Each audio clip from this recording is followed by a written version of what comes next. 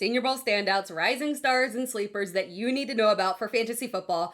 Let's talk about who stood out, who raised their draft stock, and who could be an impact player in both 2026 Redraft and Dynasty. We'll start things off at quarterback. We're just going to go ahead and get this part out of the way because any one of these quarterbacks, they had a chance to step up, raise their draft stock significantly because there's really only two guys that can be day one picks, and one of them is already locked into Las Vegas, and we've got a legit 5+ teams that need a starting quarterback. And when it comes to practice, no one really stood out this week, unfortunately, but when it came to the game, it was not even close. There was somebody who stepped up and stood out above all others. For me, it was Garrett Nussmeier. He looked sharp in the game. He really did. He showcased accuracy. He had mobility with a rushing touchdown. He led effective drives. It looked like somebody who you would be comfortable with leading your NFL team. He honestly just looked a massive cut above everyone else. So I really think this was a big benefit for him because obviously this season was a major letdown for him compared to previous seasons, but you can definitely make the argument that health was a concern and that versions that we saw of him previously, the 2025 version wasn't it, and that what we saw before, that was the guy that can competently lead an NFL team. Now, do note, if you're looking at the stats and you're saying, well, I mean, he had a pick. That was not his fault. It was a drop that should have been caught, so I would not put him that on him whatsoever. He had a really, really good game. We talked about this in the preview video. Nussmeier is the type of quarterback that NFL teams are willing to take a chance on because he's got the things that you just can't teach. He's got that big arm, right? And they assume that they can correct any of the fleeting mechanical issues.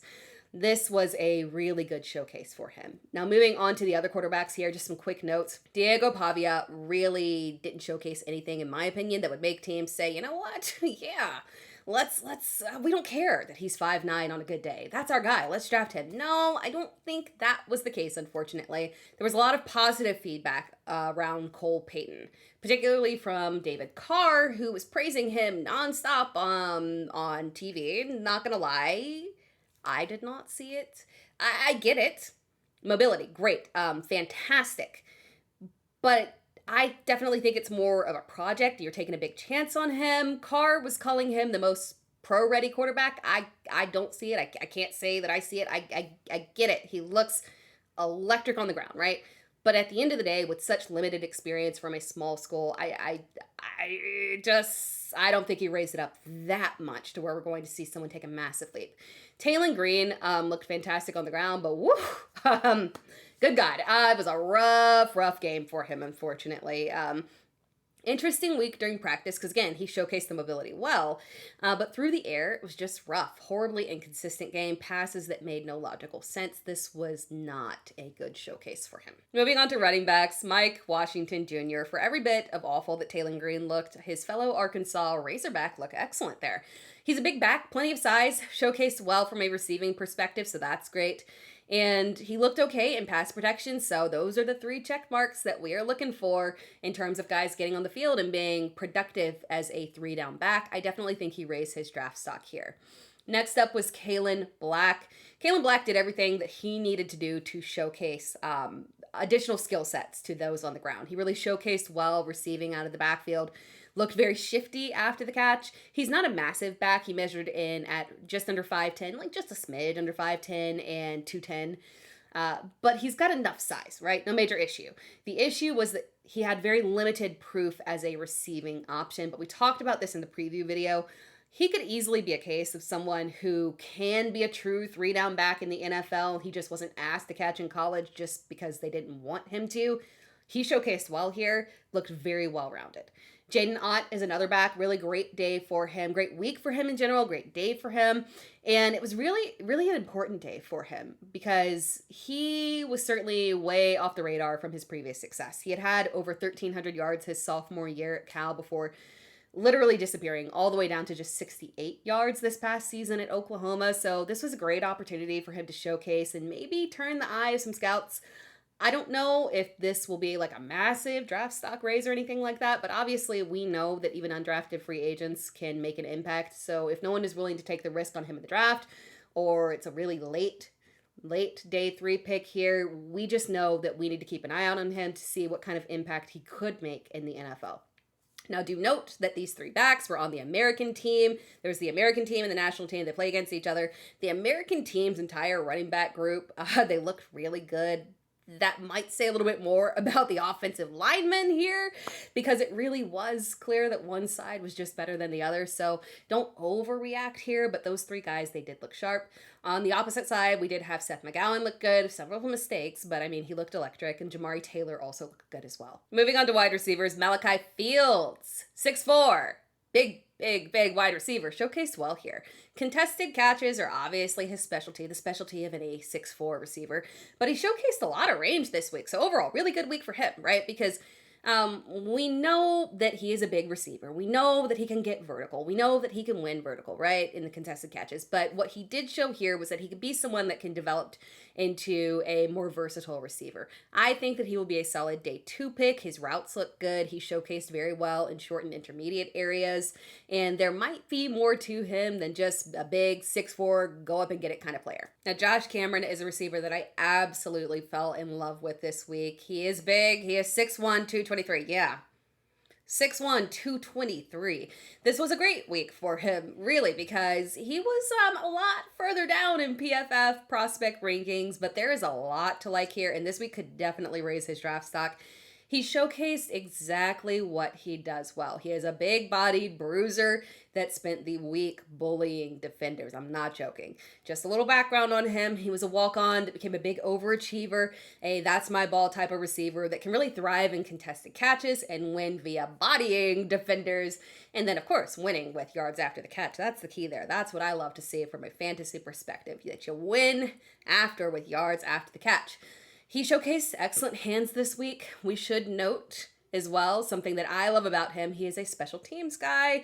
He is an experienced returner. Keep your eye on him as a promising prospect here from a fantasy perspective, because we know that day 2 or day 3 receivers that have experience as returners, the easiest way for you to earn your spot as a rookie receiver is by being a returner. You may not be a starter in the receiving core, but you've got a spot as a returner, and that naturally progresses to having increased reps as a receiver because you start getting worked in, and then all it takes is one receiver going down, and next thing you know, you're a starter, breaking out. That is exactly what happened with Chimere Dike. He earned his spot as a returner and then made the most of his reps at receiver, and turns out he was the most reliable receiver and most electric receiver that they had on roster. Now, this might be a little gem here, guys. This might be a little diamond in the rough, and I am not the only person that noticed that. Literally everybody that watched the Senior Bowl noticed this and was like, what the heck here?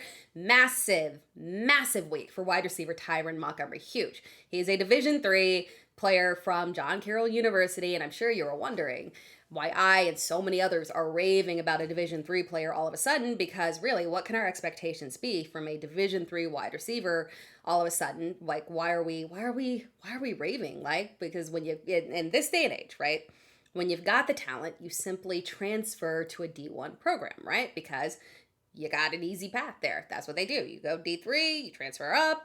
Not a big issue here.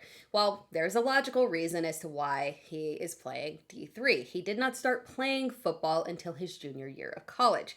Crazy, but true. I'm not joking. Did not start playing football at all until his junior year in college. He was originally going to play basketball and was planning to walk on at LSU.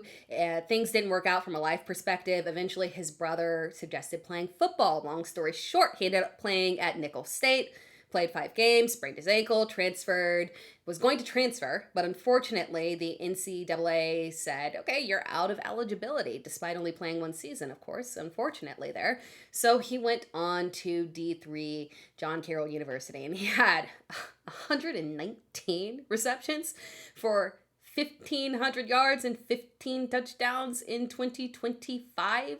What? Yeah, that is crazy. It is entirely possible that this man is just naturally gifted, a naturally gifted athlete that can be developed into an excellent receiver. Again, he had literally never played football until his junior year of college. He wouldn't be the first basketball player to make that transition to the NFL. The amount of buzz around him this past week was absolutely insane. He backed up the stats with an impressive week at the Senior Bowl. He absolutely looked like he belonged and was a cut above a lot of players, really. Also, I know what you're thinking. Oh, basketball player, contested catch guy. Nope. No. Shocking. Yeah, he can win on contested catches for sure. We saw it. But he runs excellent routes, which is crazy for someone with such limited experience there. Someone, absolutely, I probably multiple teams in the NFL, absolutely will have this guy on their radar. So keep your eye out on this one. One more receiver here, Reggie Virgil, showed really well this week. I think he stood out as one of the top receivers this week. It was a good week for him because I do think he profiles as one of the more direct NFL fits for an immediate play guy of the guys that we saw this week. Route running is one of his best qualities, which is always a big concern for transitioning to the NFL. There's no speed concern. He is just of a slider build here. He is 6'2", fantastic, 188 pounds, which again, not a major concern, just a little slim here. So there might be some concerns around physicality, but really versatile, had a good week. I don't think that it's going to be a major issue with NFL teams, so keep your eye on that one.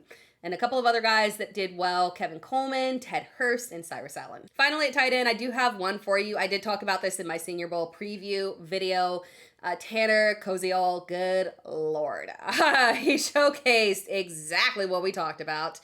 I don't know what you do with a guy that is literally 6'7" and can catch like that. This guy can be a serious red zone threat in the NFL. He didn't showcase much in the game. I'll be honest, I don't think that was on him. No other tight end really stood out during practices at all, really, in my opinion. Lots of inconsistency.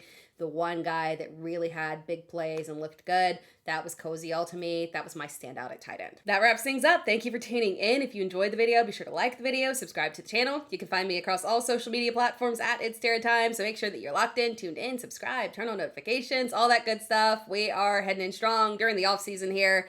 And we're going to be covering free agency, more rookie information, heading up to the draft. It's going to be fun, so stick around.